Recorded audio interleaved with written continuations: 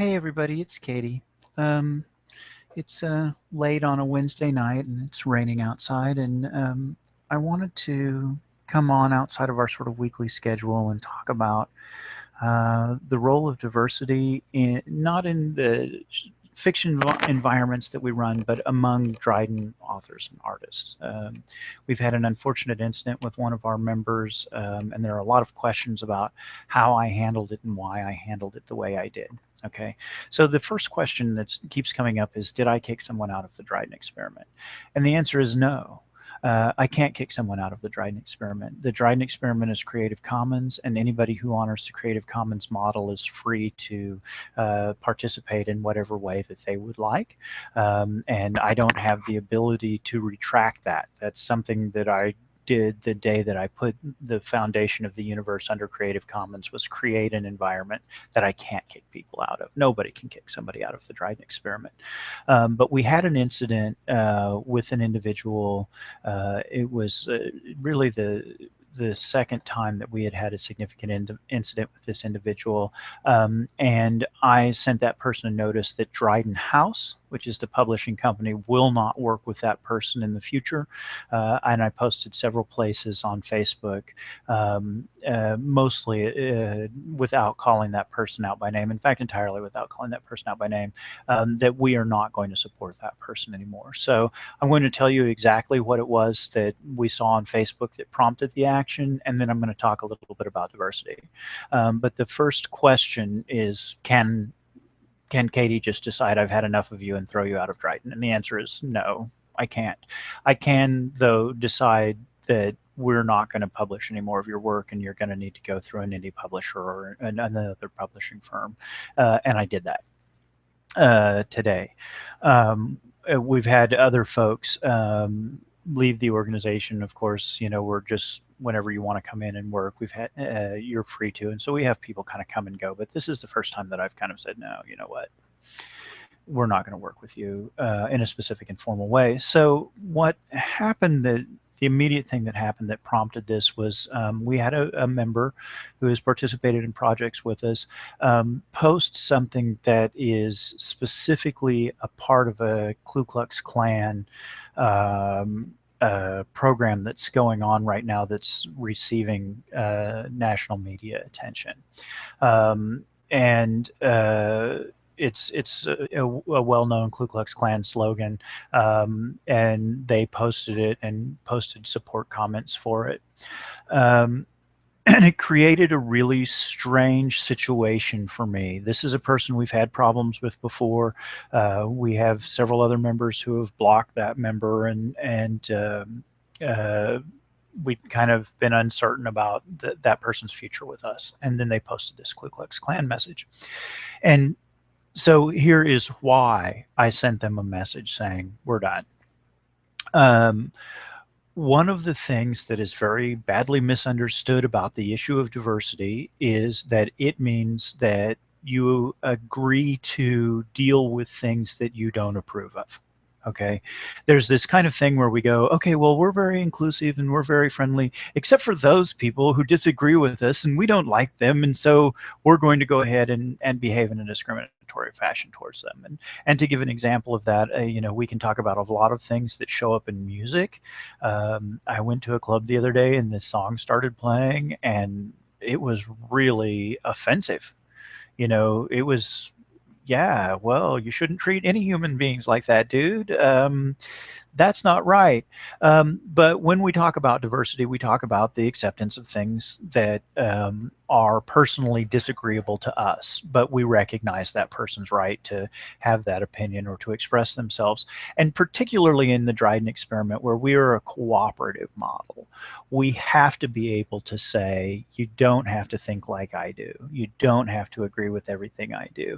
We're working together because we all believe in this universe that we're creating. We all believe in empowering ourselves to be independent authors. And arguments break out in the Dryden Experiment. You probably don't see them very much if you're not me. But we have had political debates break out. We have had Folks unfriend each other. The folks that unfriended this person are not the first people who have unfriended each other in Dryden. I have gotten emails from people before. Well, I don't know why they always and I pretty much just kind of go, look, this is a part of diversity. Part of diversity is the fact that it's messy because humans don't agree on things. You know, humans are sort of famous for killing each other over things that they disagree on. And if we are going to work together in a creative model and in a commons environment, we just have to live with that. You know, it's fine that you unfriended that person. You don't need to be friends with that person. That's okay.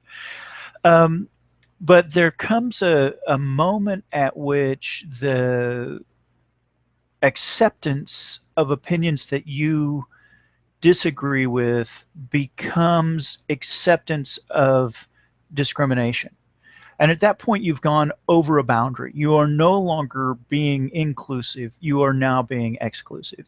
And at the point where you are putting Ku Klux Klan propagational materials out there, asking people to accept that as a part of your expression, you are asking for the organization as a whole to agree with intolerance, because the Ku Klux Klan is about intolerance and is about discrimination. And we're not. We're about inclusion and we're about acceptance. And from a personal perspective, I feel very sad that that person has those opinions and doesn't seem to realize how racist and discriminatory they are.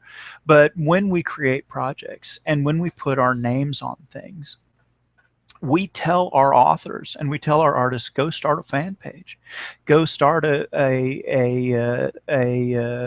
chat group, go get yourself registered as an author out there on Amazon, because part of our mission is to draw attention to each other, to other artists and to other game designers and to other authors, so that we can all grow our community and grow our awareness.